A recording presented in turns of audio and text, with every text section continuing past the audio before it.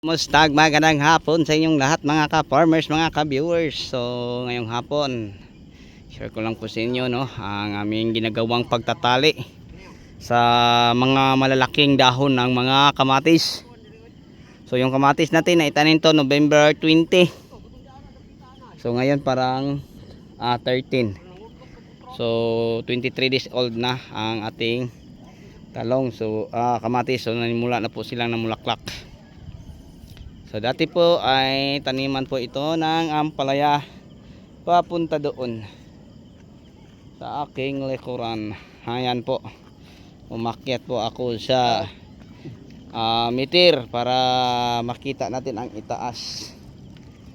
Ayan po mga ka-farmers, papunta din sa ibaba ang ating taniman. Yan po. So napakagandang tingnan mga ka-farmers at viewers. So yun po ang kabuang lawak sa mga tinataniman po natin ng gulay. Ayan.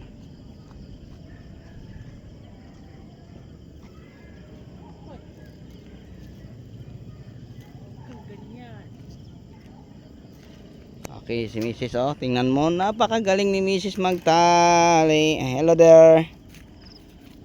Kaway-kaway.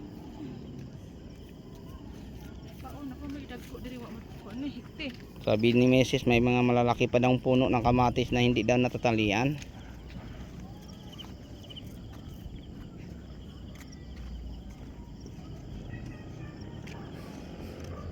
Okay, so dito banda kamatis, pati sa aking likuran mga ka-farmers dito. Kay kamatis din papunta doon.